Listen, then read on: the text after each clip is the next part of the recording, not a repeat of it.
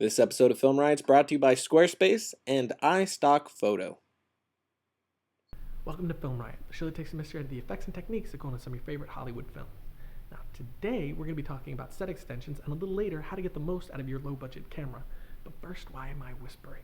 Last night I told Josh not to stay up late playing video games, and he did it anyway. And I woke him up about an hour or so ago, I set up, and I'm ready to go, but where's Josh?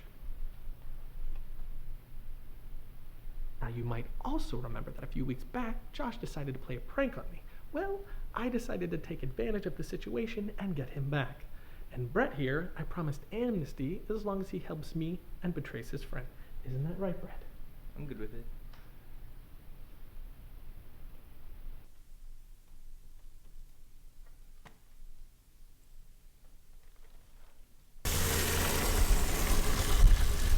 So this is going to be a 3-step process. Step 1, wake them up. Step 2, whip cream in the face. And step 3, clean them off.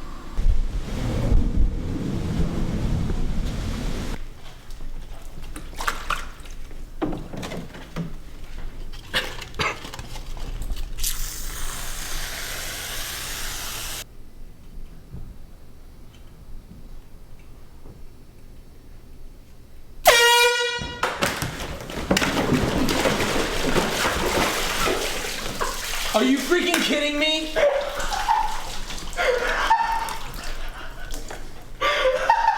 Wow, really? You freaking douchebag?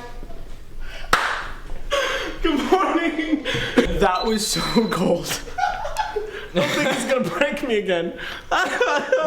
Oh, we got to watch that back.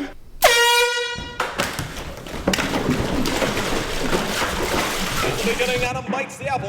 In 1903, the first narrative film is made. In 93, Spielberg says F you to evolution. And in 2009, Film Riot is released to the world. Want to be a filmmaker? Well, so do I. Let's figure it out. We're going to be following Trying Films from pre to post-production as we make our latest short film, Tell. Along the way, we're going to be showing you how to accomplish great effects with little to no budget. And every now and again, we'll be jumping over to Full Sail University to get you advice from the pros.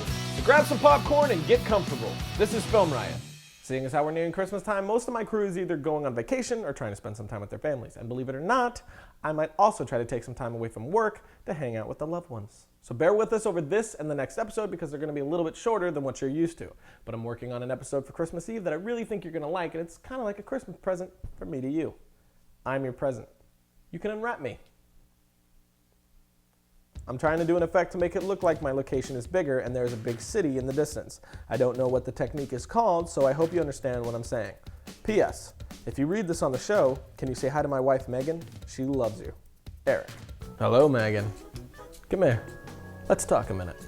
Now, you're a lovely woman, Megan, and yes, I too feel this connection between us. But Eric is a wonderful man, and I couldn't do that to him. Besides, I think we both know it wouldn't have worked out.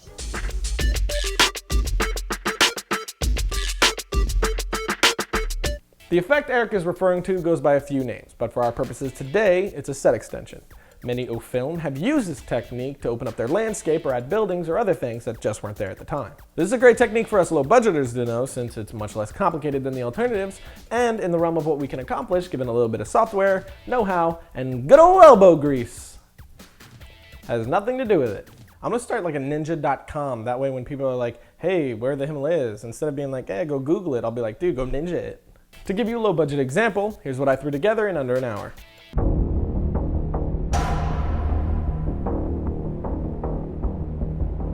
The first thing you're gonna need to do to replicate this effect is find a photo you wanna use to extend your set. Like the email said, I was looking for a city image. Now once you have your image, pick a location that will match your image and get your shot. Keeping in mind that your actor can't cross into where you're going to extend your frame unless you want to do an anus factory's load of rotoscoping, which is where they manufacture anuses. True statement. Ninja it. Next, take your footage into your editing program and take a still of your frame. Then take both photos into Photoshop or any other photo editing program. Now using your tools, edit the two images together. I personally just used a layer mask and blended the two together that way, but there's a million ways to do the same thing in Photoshop, so just use whatever way you're most comfortable with. Because just like in dating, you should never do what you're not comfortable with. And that's sound advice from Film Riot.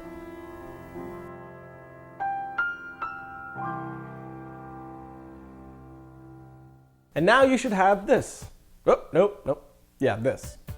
Now bring your footage and your photoshopped image into After Effects or whatever other editing or effects software you might use. Put your image on top and the video below that. So now all that's left to do is color correct. And for some added realism, you can add a camera shake like I did by using a plugin called the Wiggler. For more on that unfortunately named plugin, you can check out an episode we did a few months back called White Man Can Jump. And there you have it. Your set has now taken extenze. And if you're going to try this effect, check out iStockPhoto.com for all the royalty images that you'll need. When you're working on your next project and need some affordable, royalty-free images, video footage, and audio tracks, go to iStockPhoto.com. iStock has everything you need to add soundtracks to your videos, commercials, and websites, from heavy metal to jazz, unique samples, loops, and sound effects. iStock has over 220,000 video files and 50,000 audio tracks. Get affordable inspiration with millions of safe, royalty-free images, video footage, and audio tracks at iStockPhoto. Go to iStockPhoto.com/Film Riot to save 20% off 50 credits or more until December 31st, 2009. Film Riot Quick Tips! Now when shooting your project on a low-price camera, there's 4 things you can keep in mind to help you get great-looking images. Those 4 are location, lighting, color correction, and depth of field. Now with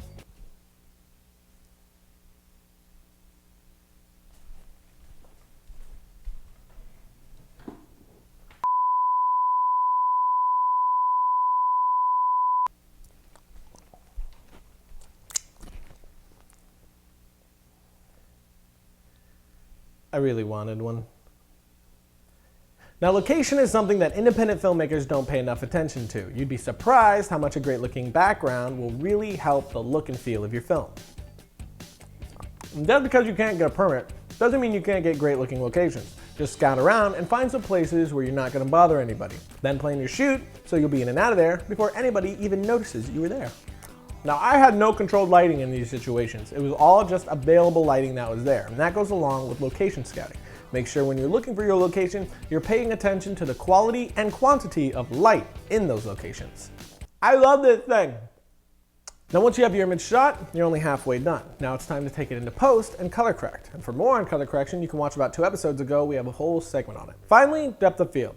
Now if you're broke, there's still a few things you can do to help shallow your depth of field, and we covered that in an older episode too, so check out the link. But now that I'm using the Canon HV40, I did a little searching and found something called the Lettuce 35 Mini. The difference in using the Mini and not is really night and day. Being able to focus your audience's eye and have the type of depth of field that the audience is used to seeing on film will really help sell your film as a legit production. I have mine now and will be using it to top off the already excellent Canon HV40. And that's it. 4 ways to help better your image. Film Riot Quick Tips! Manage your entire Squarespace site on the go with the new Squarespace iPhone application. You can post and edit blog entries and upload pictures on the fly. Snap photos on your phone and quickly post them to your blog. And content management is super easy. All of your posts will be accessible directly from your Manage tab. You can edit drafts, delete posts, and preview posts with ease. And best of all, you can manage multiple accounts. Your Accounts tab allows you to manage content from multiple Squarespace sites. You could save a draft post from one site and then easily jump to another site to schedule a post for later in the day. So jump over to squarespace.com and get your site going. And when you do, be sure to use the promo code FilmRiot to get 10% off the life of your order. And that's it. But remember, if you have something you'd like to see on the show, you can email me at filmriot@revision3.com. You can also become a fan of the Facebook page to stay up to date with Film Riot news. And speaking of news, we have the shirts in, they look great, and you're going to be able to see them very, very soon. If you want to be one of the first to see them, you can follow me on Twitter at twitter.com/Ryan_Conley. And I'll see you guys next Thursday. Oh, I'm ready! Hit the record button, I'm ready! Christmas time! If I woke up and my legs are gone, I'd be like, what? My legs are gone! Give you a whole bunch of example. Some more of this. Ha ha ha! My brain right now is like,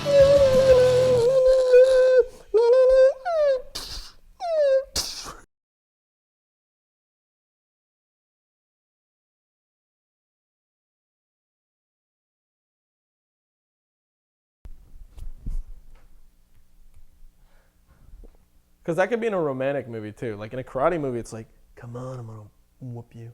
And in a romantic movie, it's like, give me your hand. I love you. Right?